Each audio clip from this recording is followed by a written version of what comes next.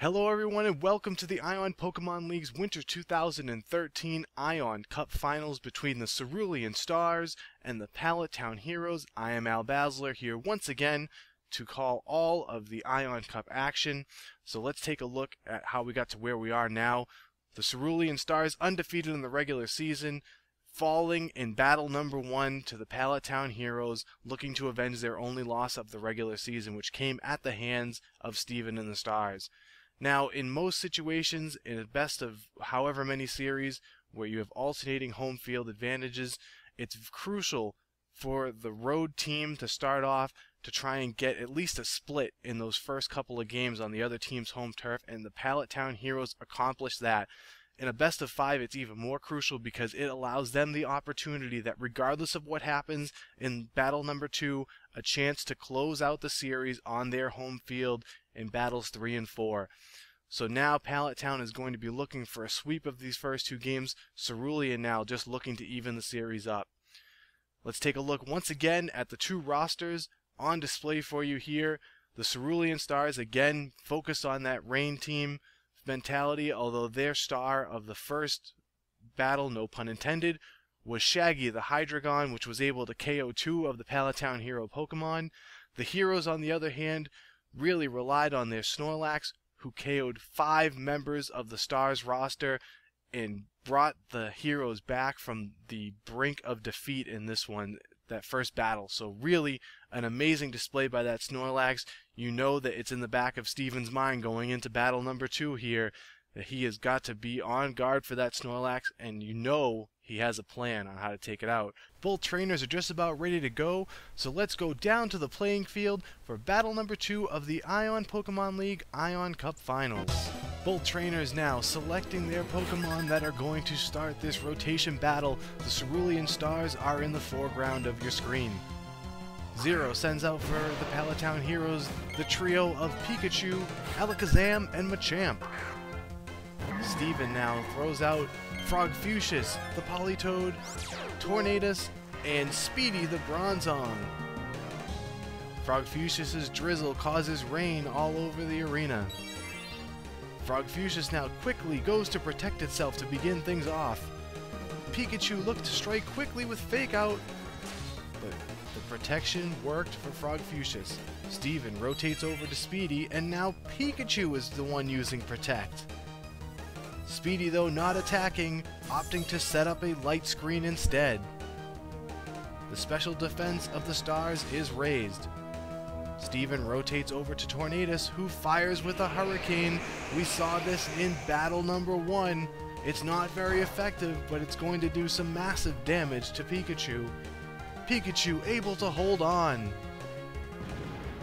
Now Pikachu fires back with a Thunder down on Tornadus. Tornadus very thankful for that light screen from his partner Speedy right now as he hangs on. Steven rotates back over to Speedy now. Pikachu quickly goes out with a quick attack, not very effective though on the Steel-type Speedy. Speedy sets up a Reflect, and now dual screens, Reflect and Light Screen up for the Cerulean Stars. Zero rotates over to Alakazam, and he sets up a Light Screen of his own. Very defensive battle to start off here. Speedy throws out some Stealth Rocks. That is going to punish any Pallet Town Hero Pokemon that enters the field. Zero rotates over to Machamp. And look out, it's a Brick Break. What a great move by Zero as he shatters both the Reflect and the Light Screen of the Stars while doing some damage to Speedy. Speedy now returns the fire with a Gyro Ball, but not much damage on Machamp. Zero rotates to Alakazam. Steven rotates over to Frogfucius. Alakazam strikes first with a Psychic attack. Not much damage to Frogfucius, who now attacks Alakazam with a Scalding Water attack. The light screen helping Alakazam take a little damage there. Frogfucius recovers some health with leftovers. Steven rotates back over to Speedy, and Alakazam sets up a Reflect. And now dual screens are set up for the Heroes. Speedy now attacks with a Gyro Ball. And Alakazam cannot withstand the heavy hit and goes down. Quite a speed disparity there between Speedy and Alakazam, causing that KO. Zero now sends out Golem to replace Alakazam, who takes some damage due to the Stealth Rock. Zero rotates over to Pikachu, and Steven rotates to Frogfucius. Pikachu fires with a Thunder, a hard-hitting super effective attack on Frogfucius, and it's enough to take the Rainmaker down. Steven now will send out Storm Jewel, his Starmie, to replace Frogfucius. Zero rotates over to Golem, and Storm Jewel lets loose a Psychic Blast. Golem takes a bit of damage, but not much. Uh-oh, look out! Golem is rearing back, and it is an explosion on the field! Strengthened by his normal gem, Golem sacrifices himself to do damage to Storm Jewel. Quite the blast, and Storm Jewel goes down with one hit. What an attack by Golem. Steven now sends out Satesh, his Lucario. Zero rounds out his on-the-field squad with Gyarados, and Gyarados takes some damage from the Stealth Rock. Steven rotates over to Tornadus, and Zero rotates over to Machamp. Uh-oh, this is trouble as Tornadus strikes with a vicious Hurricane. It's super effective on the fighting-type Machamp, but Machamp is able to hang on. Machamp fires back with a Dynamic Punch. It's not very effective, but effective enough to take down Tornadus. Steven now replaces Tornadus with Murgle, the Toxicroak, and rotates his team over to Lucario. Zero now rotates over to Gyarados, but as soon as he does, Lucario strikes with extreme speed. Gyarados survives the attack and uses Dragon Dance. It bolsters both Gyarados' attack and its speed. The light screen now is finally worn off for the Pallet Town heroes, and they rotate over to Pikachu. Steven rotates over to Speedy in response. Pikachu lets loose with another Thunder Blast. And Speedy barely hangs on. He now sets up another Reflect Wall. Zero rotates over to Gyarados. Steven rotates to Satesh. Gyarados now lets loose with a Waterfall. Satesh takes some heavy damage, but hangs on. The air balloon Satesh was using is popped, but that's not going to deter it from firing back with Stone Edge. Stone Edge almost takes down Gyarados, but it survives. Zero now rotates over to Pikachu, and Steven rotates to Speedy. Pikachu decides to protect itself.